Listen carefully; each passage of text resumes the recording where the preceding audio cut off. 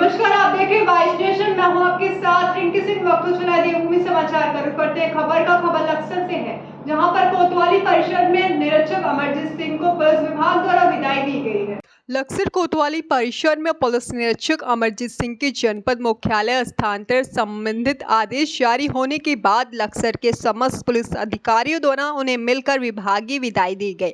इस दौरान लक्सर क्षेत्र के पुलिस उपाधीक्षक मनोज ठाकुर भी मौजूद रहे।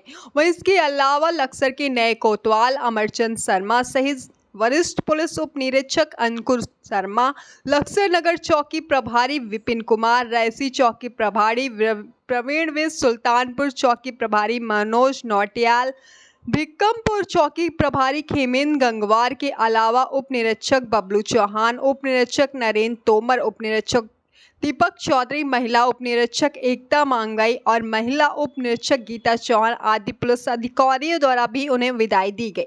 दरअसल हरिद्वार जनपद के वरिष्ठ पुलिस अधीक्षक द्वारा देर रात 2 बजे पुलिस के निरीक्षक संबंधित तबादला सूची जारी करते हुए आदेश किया गया था, जिसके तहत पुलिस निरीक्षक अमरजीत सिंह को लक्सर कोतवाल पद से मुक्त कर गोपनीय कार्यालय स्थानांतरित किया गया है। तो वहीं रुड़की कोतवाली में संबद्ध चल रहे पुलिस निरीक्षक अमरचंद शर्मा को लक्सर में कोतवाल का प्रभार सौंपा गया है। बताते चले कि लक्सर में कोतवाल के पद पर आसीन रहे अमरजीत सिंह द्वारा बीते वक्त कावड़ मेला आयोजन और बाढ़ के कारण जन्मी आपदा की दोहरी चुनौतियों से निपटने में अहम भूमिका निभाई जा चुकी है, पर विदाई समारोह के दौरान उनका यह योगदान चर्चा का विषय बना रहा, जहां उनके कार्यालय में गुजरे कई पलों को याद करते हुए उन्हें विदाई दी गई। बढ़ते अगली खबर की ओर। अगली खबर देहरादून से, जहां पर रक्तदान शिविर का आयोजन किया गया, जिसमें युवाओं ने रक्तदान किया है। डेंगू की लड़ाई से लड़ने के लिए team various next evolution of world और टीम एवोल्यूशन ने किया रक्तदान शिविर।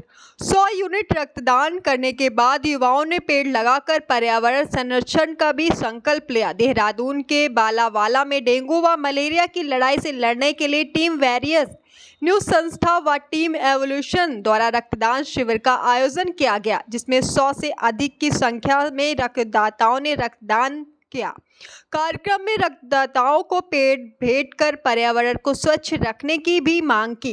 टीम वेरियस के संस्थापक शिवम बहुगुणा ने डेंगू को महामारी बताते हुए डेंगू से बचाव की सलाह दी। साथ ही लोगों से अपील में रक्तदान करने की बात रखी व बताया कि टीम वेरियस लंबे समय से रक्तदान शिविर का प्रदेश भर में कार्यक्रम आयोजन करती आ रही है। वहीं नेक्स्ट एवोल्यूशन ऑफ वर्ल्ड के संस्थापक अध्यक्ष हरप्रीत सिंह ने पर्यावरण बचाव व स्वच्छता की मांग के साथ ही पेड़ लगाने की मांग की। रक्तदान शिविर में एम्बुलेंस एसोसिएशन द्वारा दूर दराज से आने वाले रक्तदाताओं को लाने व छोड़ने की सेवा दी। आज बालावाला में टीम वॉरियर्स न्यू व टीम इवोल्यूशन ने रक्तदान शिविर का आयोजन किया, जिसमें सिटी ब्लड बैंक द्वारा हमारा समर्थन किया गया। रक्तदाताओं को हमने पेड़ बांटे व हम धन्यवाद करना चाहेंगे जितने भी डोनर्स हमारे आज मौजूद रहे। साथ ही हम धन्यवाद करना चाहेंगे एम्बुलेंस एसोसिएशन का भी, जिन्होंने हमको आज एक एम्बुलेंस प्रदान करी, जिससे हम काफ़ी सारे डोनर्स को जो दूर दराज के डोनर्स हैं हमारे, उनको हम लेकर आ सके। और हम चाहेंगे कि डेंगू जिस प्रकार फैल रहा है उस तरह बाकी लोग भी आगे आएँ और रक्तदान करें, ताकि डेंगू से हम लड़ सकें और रक्त की कमी। डेंगू के बढ़ते प्रभाव से चलते हुए इस समय प्रदेश भर के सभी रक्त कोषों में खून की भारी कमी को देखते हुए आज हम लोगों ने बालावाला में रक्तदान शिविर का आयोजन किया, जिसमें कि हम लोगों ने 123 यूनिट ब्लड इकट्ठा किया और सभी रक्तदाताओं को एक एक पेड़ अपना भेंट कर पर्यावरण को हरा भरा रखने की मांग की। बढ़ते हैं अगली खबर की ओर। अगली खबर काशीपुर से, जहां पर 2 अलग-अलग चोरियों का पुलिस ने खुलासा किया। इसके साथ 4 आरोपी गिरफ्तार किए हैं। बीती 29 जुलाई को 2 अलग-अलग चोरी की घटनाओं की रिपोर्ट कोतवाली में दर्ज कराई गई थी, जिसमें सबसे पहले शक्ति नगर निवासी कार्तिक यादव की दुकान से अज्ञात चोर एक मोबाइल चोरी कर ले गए। इसी के अलावा मोहल्ला खालसा निवासी एजाज नाबी ने सूचना दी थी कि उसके घर का ताला तोड़कर अज्ञात चोर कई कीमती सामान चोरी कर ले गए। घटना को गंभीरता से लेते हुए पुलिस ने एक टीम का गठन कर लगभग 200 सीसीटीवी कैमरों को खंगालना शुरू शुरू किया, जिस पर 4 अज्ञात व्यक्ति दिखाई दिए। आज कोतवाली परिसर में घटना का खुलासा करते हुए पुलिस क्षेत्र अधिकारी वंदना वर्मा ने बताया कि इन दोनों चोरियों का खुलासा करने के लिए पुलिस सरगर्मी से तलाश कर रही थी। इस दौरान उनको सूचना मिली कि 4 लोग किसी बड़ी घटना को अंजाम देने की फिराक में काली बस्ती के कब्रिस्तान में एकत्र हैं। पुलिस ने तत्परता दिखाते हुए चारों व्यक्तियों को धर दबोचा, जिनके पास से पुलिस ने अवैध तमंचे और चाकू बरामद किए हैं। कोतवाली लाकर पूछताछ में चारों ने अपना जुर्म कबूल करते हुए घटना का दर परत दर खुलासा कर दिया है और चोरी गया माल भी बरामद कर दिया है। इस दौरान सीओ वंदना वर्मा ने बताया कि यह चारों लोग नशेड़ी प्रवृत्ति के हैं और अपने नशे की पूर्ति करने के लिए इस तरीके की घटनाओं को अंजाम देते हैं। इनके ऊपर पहले भी 3 मुकदमे दर्ज है। फिलहाल पुलिस इन पर गुंडा एक्ट लगाने की कार्रवाई करने में लगी हुई है। गिरफ्तार किए गए व्यक्तियों में अली खान निवासी फैजान पुत्र शकील, उपरोक्त निवासी कामिल उर्फ चड्डी, मोहल्ला कटर मालियान निवासी अजय यादव पुत्र वीरेंद्र यादव व चौथा अभियुक्त हनी कश्यप पुत्र सुखदेव कश्यप निवासी बासफोड़ान बताया जा रहा है। देखिए, पिछले दिनों ये दिनांक 29 तारीख को एक ये कार्तिक यादव जी हैं जो कि नई सब्जी मंडी निवासी हैं। इनकी दुकान से अज्ञात युवकों ने इनका मोबाइल फ़ोन चोरी कर लिया और साथ ही साथ ये कश्मीर हाउस है जहाँ पर गोदाम से इनके एजाज नबी हैं, इनके गोदाम से भी कुछ सामान जैसे कि इनका इन्वर्टर, बैटरी, स्टेबलाइज़र, यहाँ तक कि लोहे का दरवाज़ा और DVR ये सब अज्ञात युवकों के द्वारा चोरी कर लिया गया। दोनों मामलों में दोनों युवकों के द्वारा थाने में पंजीकृत कराया गया मुकदमा और इसके बाद हमने इसको गंभीरता से लेते हुए, क्योंकि पिछले कई दिनों से इस प्रकार की चोरी की अलग अलग घटनाएं हो रही थी, तो गंभीरता से लिया गया, उच्च अधिकारियों को अवगत कराया गया और इसमें प्रभारी निरीक्षक कोतवाली काशीपुर के द्वारा इनके निर्देशन में हमने टीमें बनाई, जिसमें विशेष रूप से बासफोड़ान चौकी इंचार्ज, टांडा उज्जैन चौकी इंचार्ज, साथ ही साथ कुछ हमारे लोकल SPO और हमारे कांस्टेबल्स, इन सब ने इसमें मेहनत करी। उसके बाद आज इसमें सफलता हमें प्राप्त हुई है। लगभग 200 के करीब इसमें कैमरे देखे गए। जिस क्षेत्र में चोरी हुई थी, दोनों चोरियां एक ही क्षेत्र में हुई थी, तो लगभग सभी कैमरों का वहाँ पे गंभीरता से अवलोकन किया गया और कैमरे में जो अज्ञात युवक और संदिग्ध टाइप के युवक घूम रहे थे उनको भी बैक ट्रेसिंग की गई। तो इसमें करते करते लगभग 200 कैमरों को हमने चेक किया और उसमें ये निकल के आया कि कल 4 युवकों को कब्रिस्तान के पास से इनको हमने अरेस्ट किया है। इनके पास से एक युवक के पास से इसमें मोबाइल फ़ोन, जो कि पूर्व में कार्तिक यादव की दुकान से चोरी हुआ था, वो मोबाइल फ़ोन बरामद हुआ है और साथ ही साथ इनके पास तलाशी लेने पर अवैध तमंचे और अवैध चाकू भी चारों युवकों पर बरामद हुए हैं। इनके संदिग्ध प्रतीत होने पर इनको थाने लाकर इनको पूछताछ की गई, तो इनके द्वारा ये एडमिट किया गया कि पूर्व में भी एक दिन पहले जो इनके द्वारा जो चोरियां हुई हैं वो इनके द्वारा की गई हैं और निशानदेही पर ये लोग अपनी ये सभी सामान को बरामद भी करा सकते हैं। तो इस पर पुलिस ने तत्काल इनको अरेस्ट किया और इनकी निशानदेही पे सारा सामान इसमें बरामद किया है। आज माननीय न्यायालय के समक्ष इनको पेश किया जा रहा है। तीनों युवकों पर अब तक 3 मुकदमे हैं। हम आसपास के जनपदों से और इसी जनपद में अन्य थानों से भी इनका आपराधिक इतिहास प्राप्त कर रहे हैं और लगातार इतने मुकदमे होने के बाद इन पर गैंगस्टर एक्ट और गुंडा अधिनियम के तहत इन पर जिला बदर की कार्रवाई की जाएगी। बढ़ते अगली खबर की ओर। अगली खबर हरिद्वार से, जहां पर बाल मंदिर सेकेंडरी स्कूल के अध्यापिका पर बच्चों के साथ मारपीट व जाति सूचक शब्द से अपमान करने का आरोप लगा है। रानीपुर भेल स्थित बाल मंदिर सीनियर सेकेंडरी स्कूल के एक अध्यापिका पर बच्चों के साथ अभिभावक बच्चों के अभद्र व्यवहार करने के आरोप लगे हैं।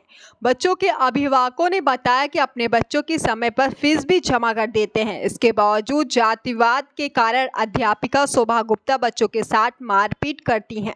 वह अभद्र भाषा का प्रयोग करते उन्हें जाति सूचक शब्द कहकर उनका अपमान करती हैं। गुस्साए परिजनों ने स्कूल पहुंचकर हंगामा करते हुए स्कूल के प्रिंसिपल से उक्त अध्यापिका के बारे में शिकायत की।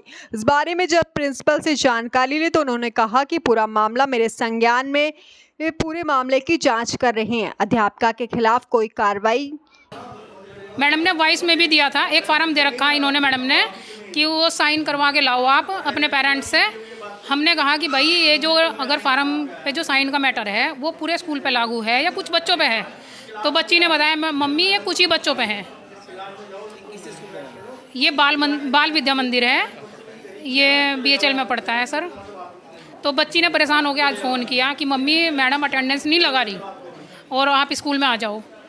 आए दिन मैडम का रोज़ का नया एक ड्रामा होता है, कभी बच्चे को मार देना, कभी बच्चों को अपशब्द बोलना और टॉर्चर करना। फीस देने के बावजूद रसीद नहीं देना। अब बताइए सर, हम इन मैडम से बहुत परेशान हो चुके हैं। प्रिंसिपल मैडम से भी हमने कई बार बात की, लेकिन ये सबसे ऊपर है, ये किसी की कोई बात भी सुनने को तैयार नहीं है।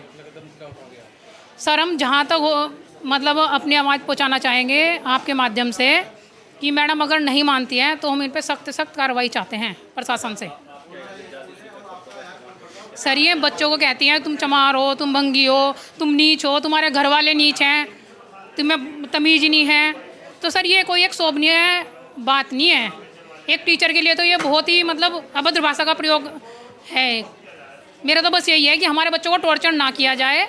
जब हमारे बच्चे कोई गलती नहीं कर रहे तो सर ये मैडम ऐसे क्यों टारगेट करती हैं? और भी तो टीचर्स हैं, और किसी टीचर से हमारे बच्चों को कोई दिक्कत नहीं है। सिर्फ एक ये शोभा गुप्ता मैडम है जो अपने एटीट्यूड में है और अपनी LLB की धौंस देती हैं बच्चों को कि मैंने LLB कर रखी है, आप अपने पेरेंट्स को बुला के ले आओ, जो मेरे से लड़ना चाहता है मैं खुले मैदान में तैयार हूँ। बताओ ये कोई बात है? हम आप बच्चों को पढ़ने भेज रहे हैं मंदिर स्कूल में या लड़ने भेज रहे हैं? और आज भी हम आए सर, इन्होंने मैडम ने इतनी बदतमीजी से बात की है, हमें कहा कि तुम बाहर जाओ, तुम चुप हो जाओ। बताओ ये तो हमारा अधिकार है। अगर हमारा बच्चा स्कूल में परेशान है तो हमारा ये हक है पूछने का। हम सर ये चाहते हैं इन पर सख्त से सख्त कार्रवाई हो।